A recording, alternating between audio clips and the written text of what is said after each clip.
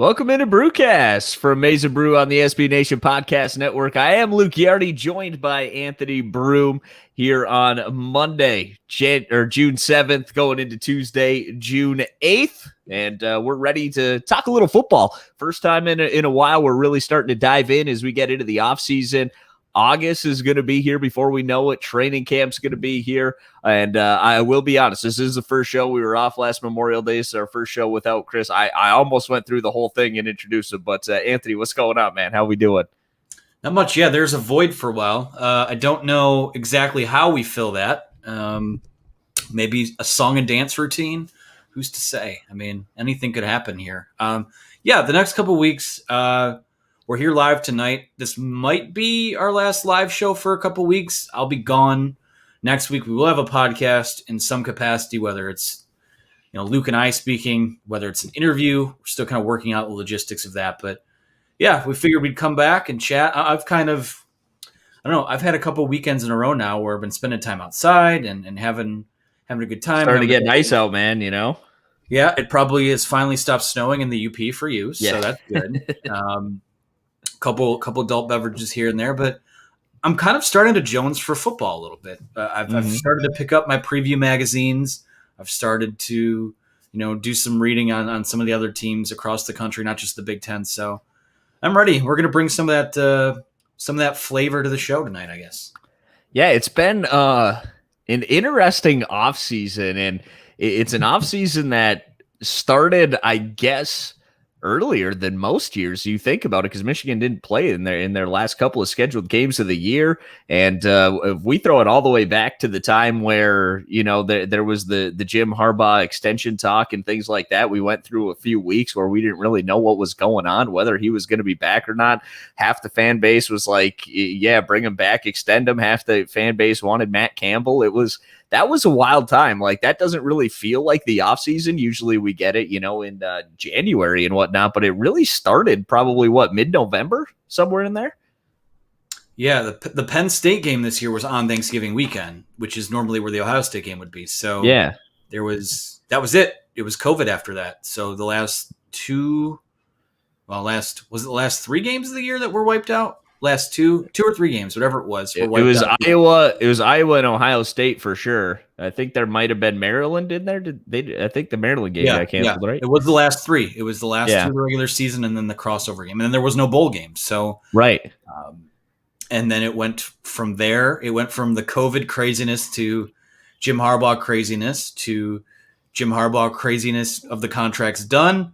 We're into assistant coaches, and then assistant coaches come. They're into spring football. Then you lose an assistant coach. You have to replace one in May. So it started earlier, and it's weird because it was as busy as it's been in terms of roster attrition, transfers out, not really many transfers in, some other things that went on that we'll touch on later. But a lot of things happened, yet there's just not a lot of a buzz or maybe hype's not. I don't know what the word is for it. Yeah. Well, and we're going to get into this. We're going to give you some positives and negatives from the offseason so far. Obviously, the offseason is not over, but we did get through spring football. We're kind of just cruising, I feel like, until we get into training camp. I doubt there's going to be too many more big splashes to come, maybe 1 or 2 here and there. But like Anthony said, the preview magazine's starting to roll out a little bit here, and we're starting to get ready to roll. So I want to start it on a positive note here, Anthony. What is one of the positives that you take away from this offseason for Michigan football? For me, I think given the totality of what the offseason was, and Harbaugh's back. Okay, that's done. It's issued, or it's finished. It's in the books. What I like in the post making that decision, because that's really what it boils down to. I mean, if you come on here and say, well, the negative is that they re-signed Jim Hrbaugh. Like, it happened. So we're not going there. Right. The positive to me is that, whether this is a lame duck year or we're nearing the end of the Jim Hrbaugh era, whatever it is, it wasn't, okay, we're firing Don Brown. We're not just going to go bring in some, Don Brown clone or an older retread type of guy to try and get the defense turned around. They're committing to a total schematic overhaul of what they're doing on that side of the ball. And I think that that's long overdue. And to take it a step further, I mean, you do that with people who are young, up and coming in the industry by all accounts, or in the coaching profession. And that sort of has stretched over into the recruiting setup too. They've totally revamped the recruiting department. Even on the administrative side of things, they're bringing in younger people. I say younger, they're our age. I guess, are we younger or are we older? How does that work? Oh, I think we're getting old, big dog. No, I'm closer to 30 than I am 18. So that's always eye-opening now. But yeah, just younger people with fresh new ideas. And like I said, I like that they're not running it back with, Jim Harbaugh's not going through his Rolodex of, okay, who did I work with at Stanford in 2006 or things like that. So right. I'm happy with that. I don't know if that's the biggest positive for me so far, but that is, it's one of the bigger ones for me personally. How about you? I think that I came into the show thinking that is my biggest positive in a sense, though, that it's okay. You went out and like if you're gonna take it as individual thing, I think Mike Hart coming in, just having I don't know that Mike Hart's going to be the best addition as an assistant coach. I mean, you run through him, you bring in Ron Bellamy, you bring in Steve Klingscale, you've got Mike McDonald who worked in the NFL. Like I understand, Mike Hart's a running back coach, but I don't know, having his presence back on campus just kind of, I think it's big. I think it's injected a little something, and that he's going to bring the energy. He's got passion for Michigan football. But just as a whole, to your point, Anthony, look, Jim Hrbaugh could have ran it back at the end of the day, but it wasn't going to work. We have no idea. I understand the criticisms of bringing in Mike McDonald, who hasn't called plays, and I get that. But at the end of the day, it wasn't working anymore with what they had. It worked for a couple of years with Don Brown, and I respect the heck out of that man and everything that he did while at Michigan. It just ended up being time to move on in a couple of different areas.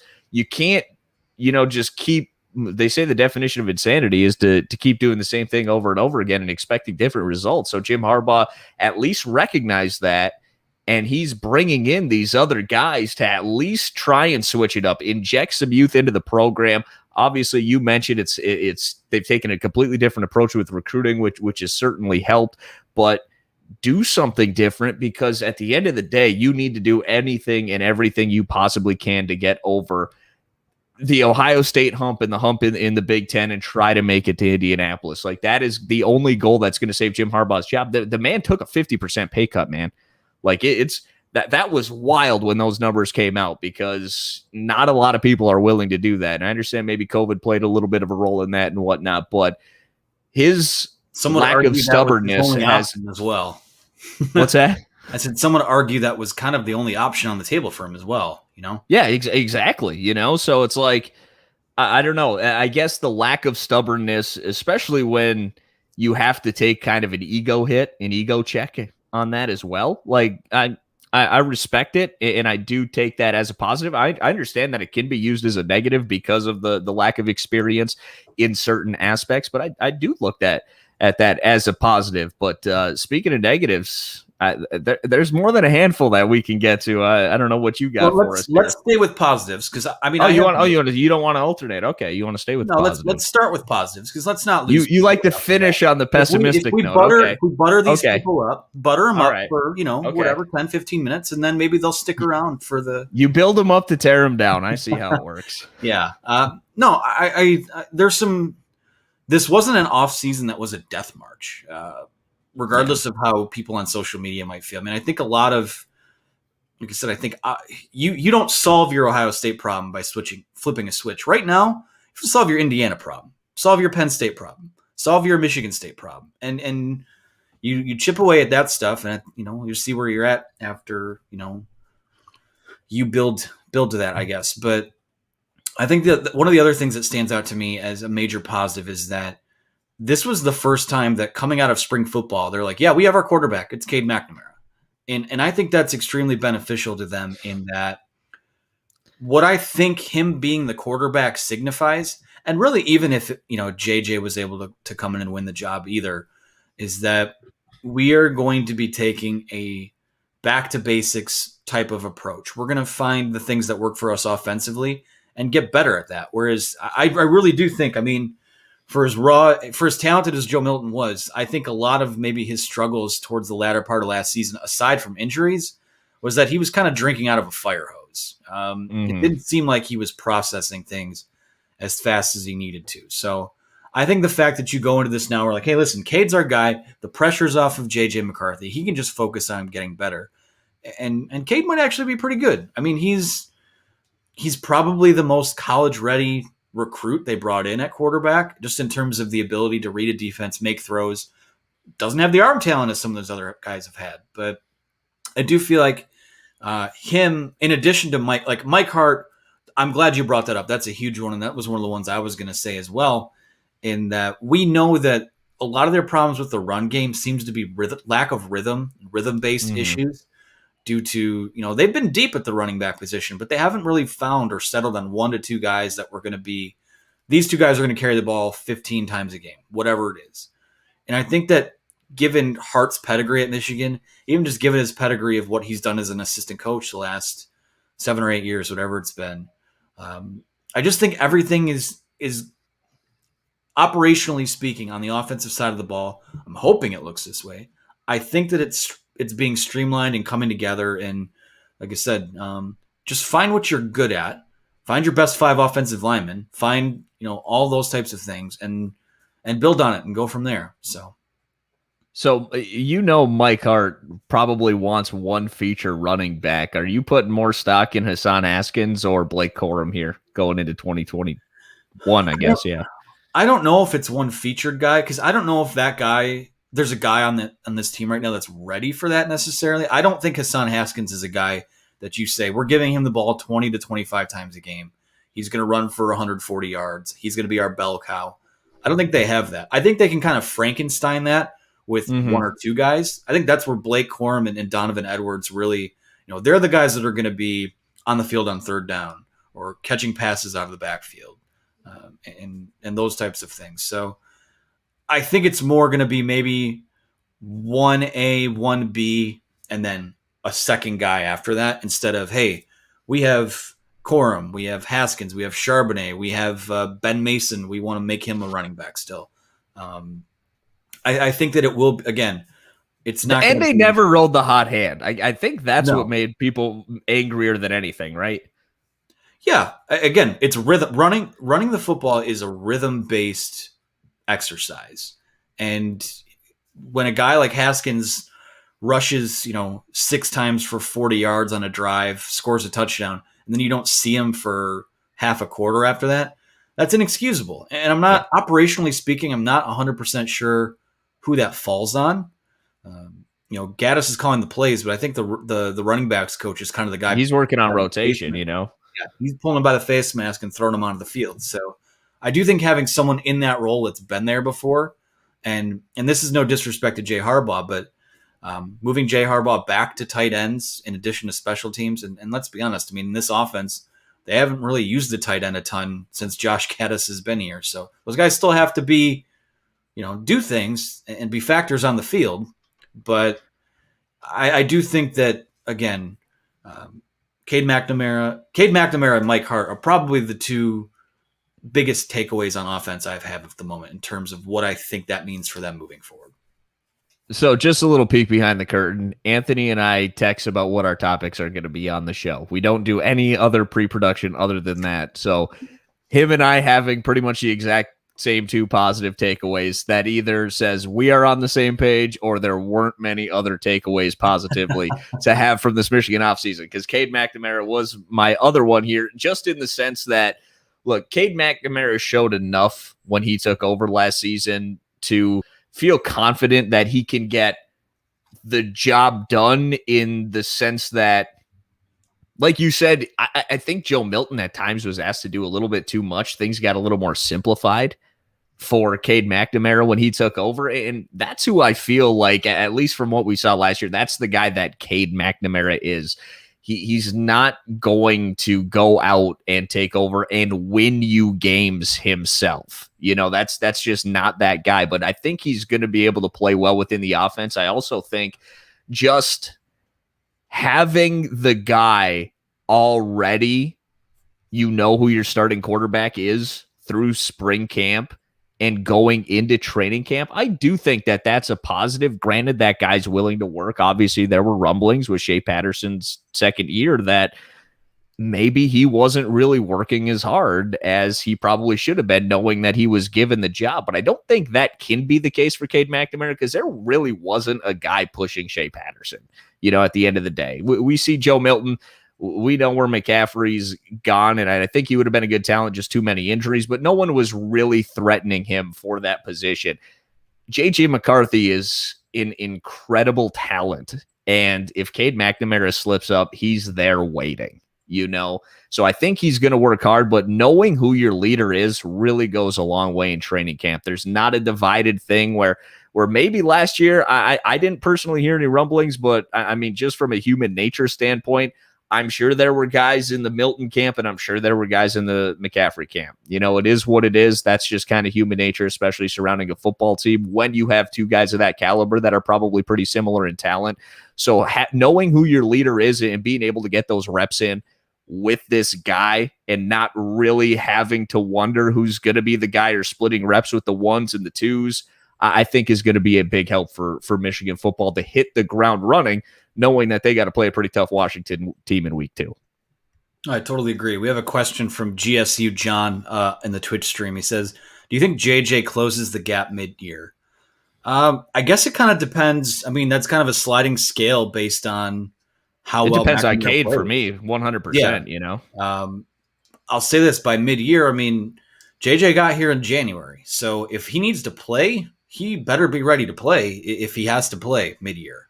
That's kind of where, I don't know. And I'll say this too. This is kind of like an ancillary positive. And I know some people will, I'll say it, people who need clicks will say that this could happen, that Alan Bowman could come in, and could he really come in and be the starting quarterback? Alan Bowman's coming here to be insurance. He's a break in case of emergency quarterback. And most of my reasoning for that, one, I think Cade is a Power 5 caliber starter. I think JJ is going to be good. I think they want him to play if he's ready to play.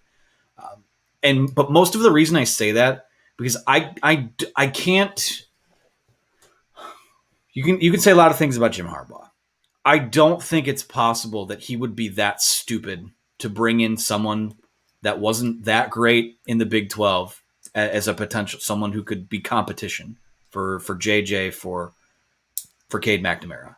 This is more of a Dan Villari thing than it is for other I was just gonna I feel so bad because I bet Dan Villari is a super nice guy, and I don't mean to keep bringing him up on the show when do this. He might play the Taysom Hill role this year. Apparently. But he was he was set to start. What was it, the Maryland or the Iowa game? Man, he was going to start one of those games. So the rumor coming out of when the COVID stuff, they wanted to play the Ohio State game with 26 guys. Like this is 7-on-7 football championship. They were gonna.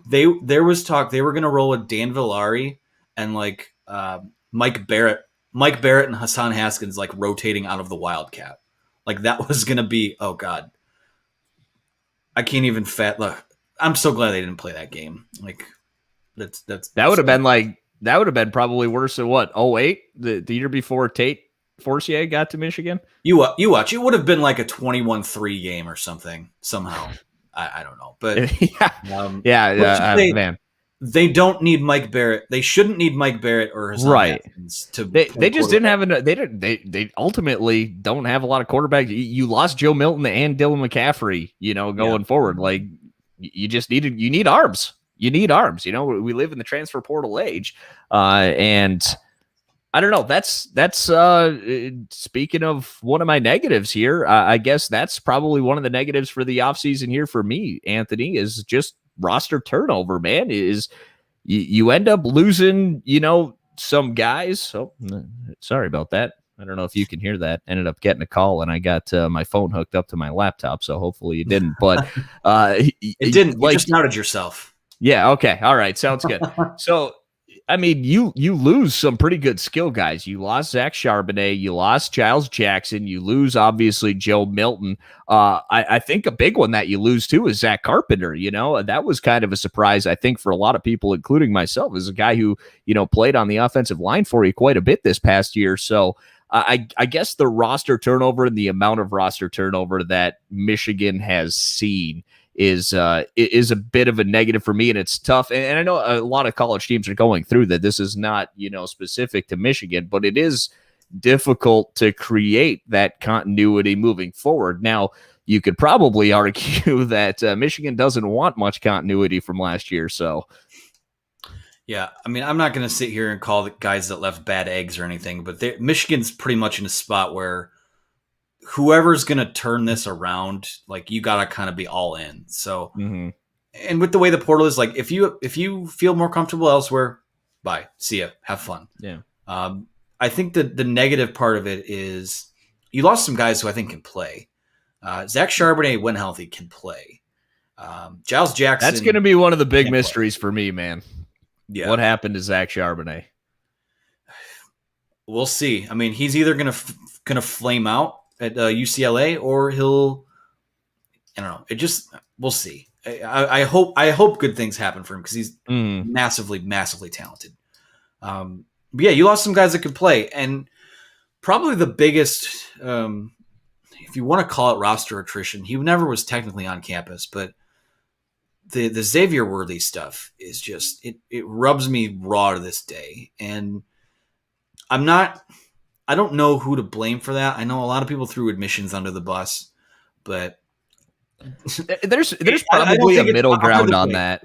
I don't think it's a coincidence that a lot of clerical stuff changed behind the scenes after that saga was over, and his decision to pull out of Michigan became public. I think there was some botching of that situation behind the scenes that didn't have to do with admissions, and likely as well, probably some tampering from Steve Sarkisian. But it is what it is. He's not here. That's a bummer though, because you lose that guy and you lose Giles Jackson out of, again, a wide receiver room that doesn't have playmakers, right, or doesn't have bona fide. You have Ronnie Bell. He's reliable. You know what you're going to get out of him. But, right. Outside of that, I mean. Cornelius Johnson could. It's all a bunch of coulds. I don't know.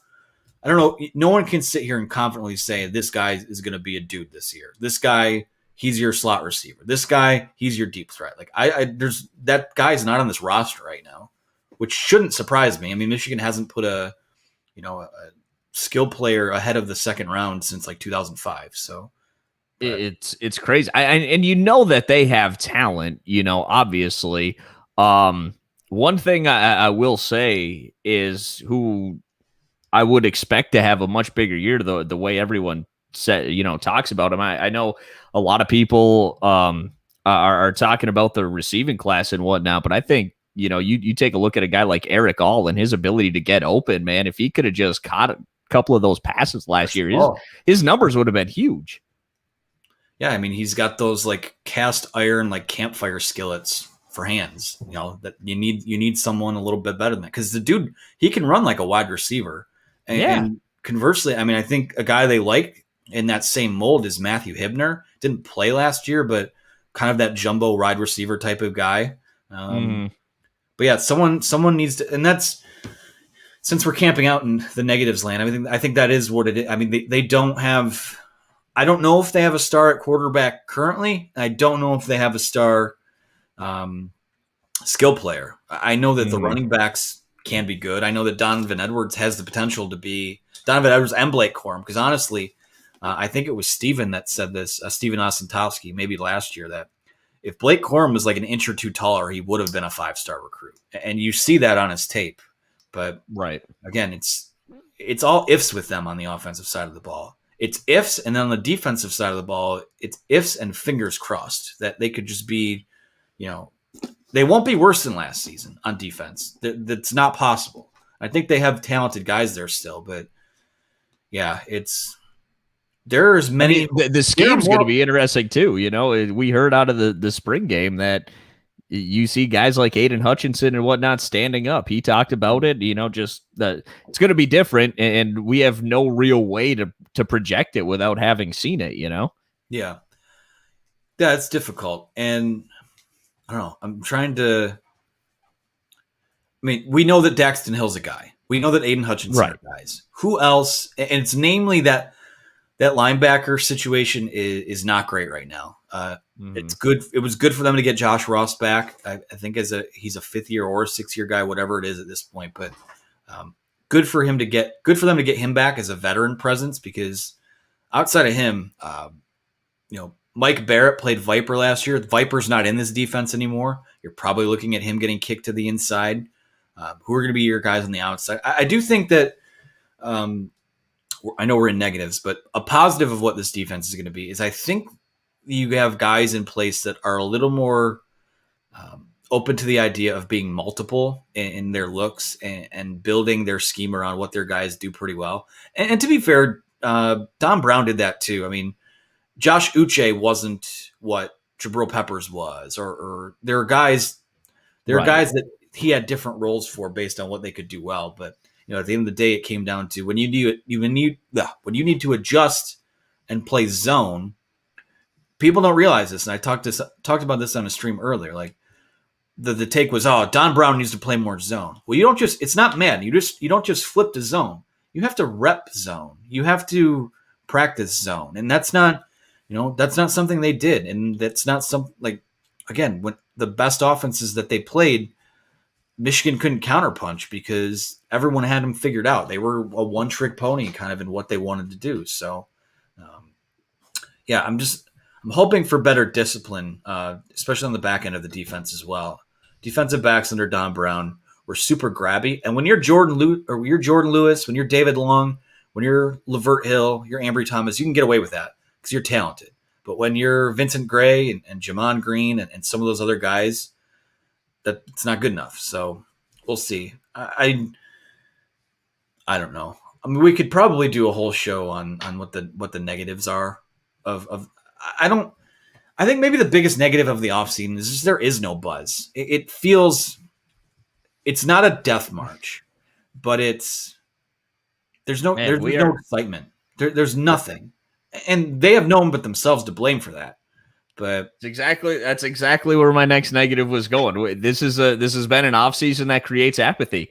That's been my biggest negative, is that we got nothing from the spring game. They didn't televise it. It was limited, the media that could be there. We had to go pretty much on Twitter and some people who were there just kind of take their words for it. And it's like you said, there's no buzz, man. There's just an apathetic feeling. I mean, the biggest thing we got was your stream on College Football Revamped from earlier, like that was the closest thing we got to a spring game, and trying to get some offseason buzz going here. I don't understand it. Like you said, they've got no one to blame but themselves.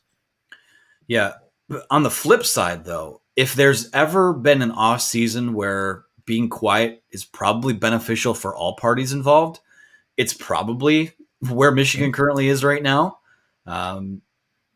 Like I said, but the lack of anything coming out, I mean, I know that the pandemic is still going on. I get that. So you couldn't bring 20, 30,000 people into the big house under whatever the law was.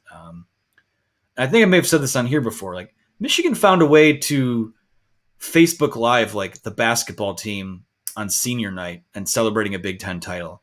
You don't mean to tell me they couldn't have hooked up a couple cameras and just streamed the spring game? I know there's televisions, like you have to let Big Ten Network know ahead of time what your schedule is, and some have said that the reason Michigan didn't have theirs televised is because they wanted to stay flexible with their schedule, so they didn't send in a date. I don't know, but.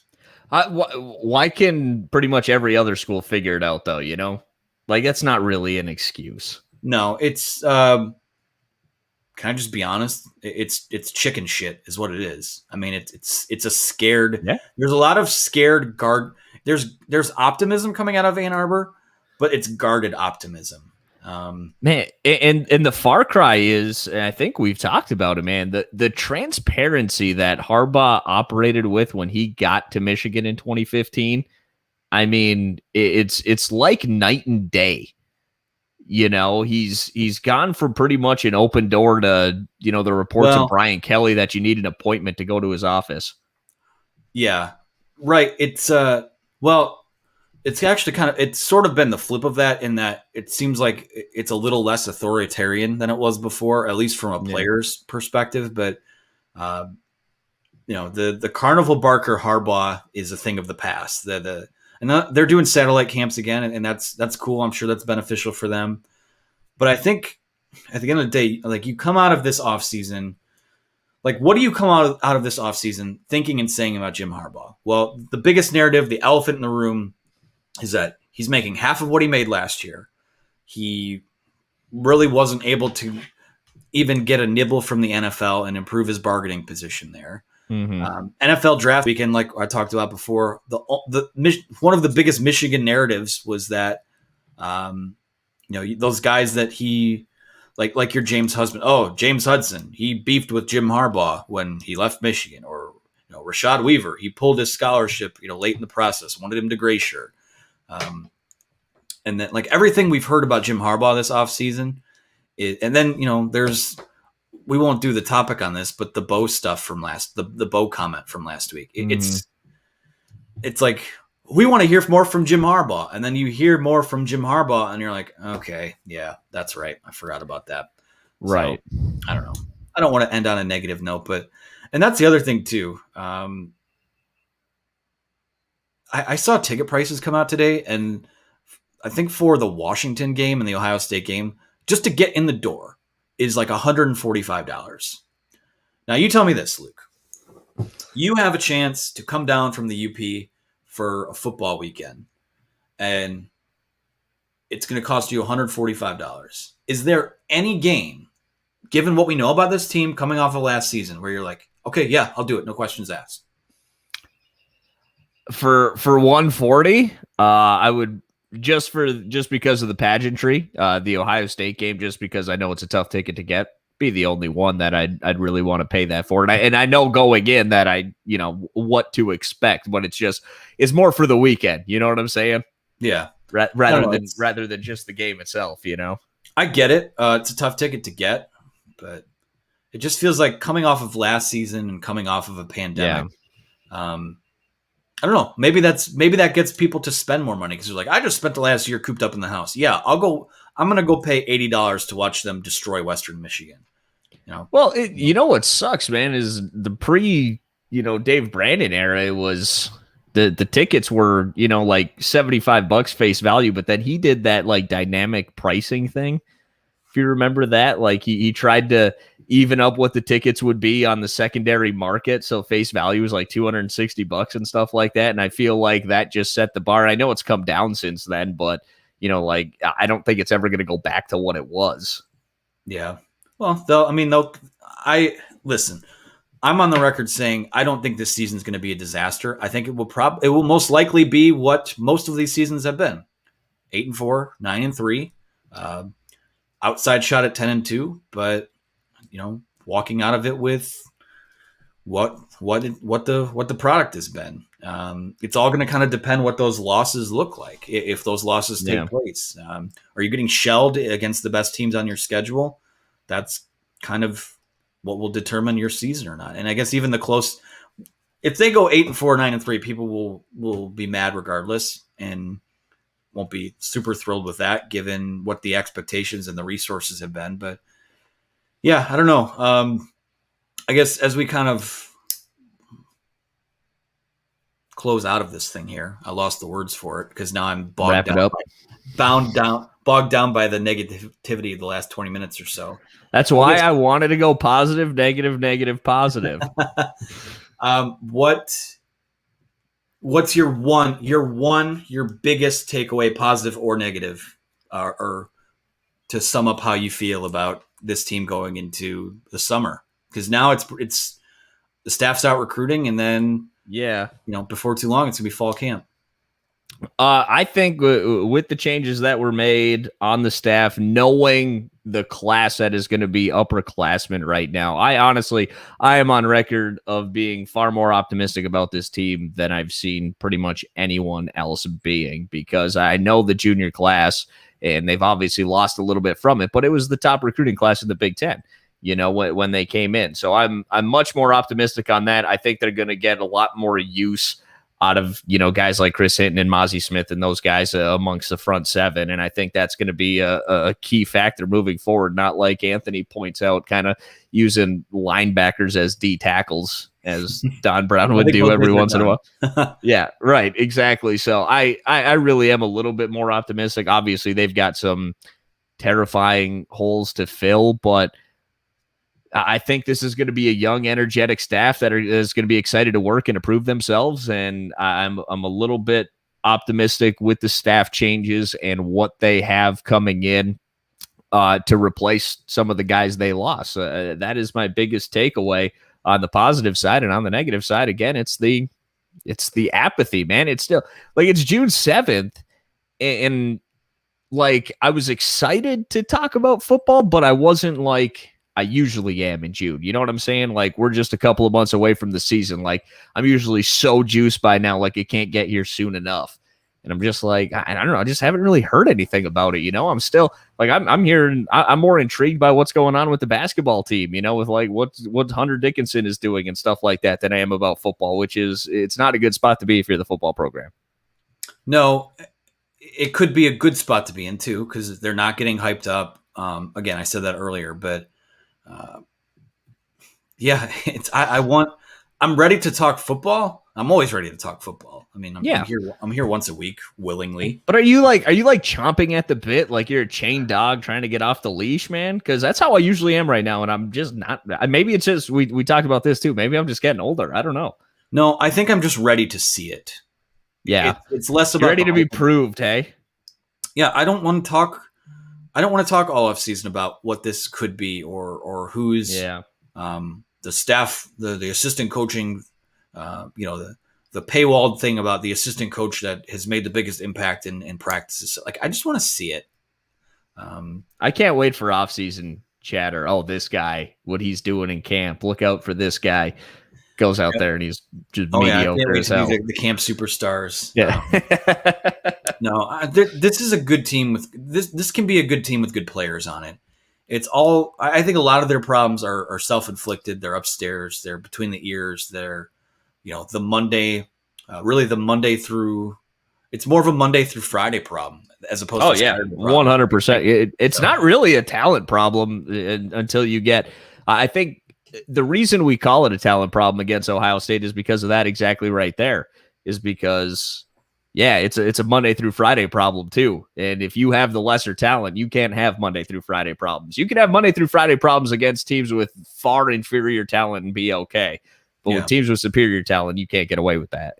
Yeah, you can have a bad week of practice and beat, Rutgers or Maryland or whatever. Right. That happens every once in a while. But yeah, everything has to be better. And I think the way that I'll kind of close out what maybe my biggest concern is, or the biggest takeaway from all of it, is that I think that Michigan changed offenses a couple years ago, a year too late. I think they should have changed that, installed that while Shea Patterson was just coming in, so that maybe everything pops that second year, sort of like it did for LSU. And I think I really do. I truly believe you've changed defenses a year too late, because now you don't know what you have. Last year, even if they were still terrible last year, which we could have chalked it up to COVID year, learning year, all of those types of things. Like they let things fester and it cratered last year. Last year was a culmination of these little paper cuts that had happened leading up to it. So yeah. My biggest fear is that the changes have come a year too late. And at this point, I was on the record. I thought that the Hrbaugh stuff, that little experiment, probably could have ended after this past season, just because COVID year or not, it was that bad and it regressed to that level. My fear is that that change will have been made a year too late too, if that does take place. But given the runway he's been made to totally revamp operations organizationally on the coaching staff, I really do think that they're going to give this a 2-year try and see what happens after next year. So that's where I'm at right now. We'll see how it all goes, man. But hey, it's only a few months away and we get to see. But that's so far our positives and negatives here today. Anthony, where can we find you on social media? Now that you're part of the Blue Checkmark Brigade. Yeah, my self-worth is totally validated now. I finally, what a day. No, big deal. Now all of my bad takes come with Twitter's okay, which is not the best place to be in for me personally. But no, you can find me on Twitter at Anthony T. Broome. Follow the website at Maize and Brew.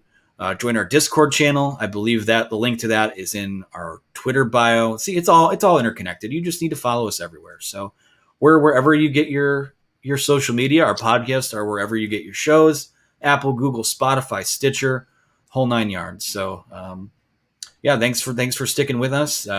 We like the football talk in June. I'd love to have more to talk about, but this year the fruit tree of Michigan offseason takes has not bared much fruit this year. So yeah, you can find me on Twitter at Luke Ghardi, LukeGhiardi. Make sure to follow Anthony I and Maize and Brew and the Brewcast Twitter page for our schedules as it comes to these live streams. Did it tonight live on YouTube, Periscope, and Twitch. Follow those channels as well. Definitely Twitch too, because Anthony's been doing some cool stuff with like college football revamp, maybe doing a season stream. Who knows? I don't know exactly what you got planned, but just in case, I definitely want to follow the Twitch page, get your fix in for the summer there. And as Anthony said, subscribe, rate, leave a review wherever you get your podcast. We're almost at 4,000 on YouTube. So go ahead. Join it. Awesome. Steven Osentowski does some great stuff on YouTube, man. It's a great channel to follow. It really is. Always pushing out some good content. So appreciate everyone who was in the chat here tonight. I understand it's summer. It's a little slow. Everyone's out doing some fun, but hopefully you'll be with us throughout the summer and definitely when football kicks up here. So for my partner, Anthony Broome, I'm Luke Ghardi. We'll see you next week on Brewcast.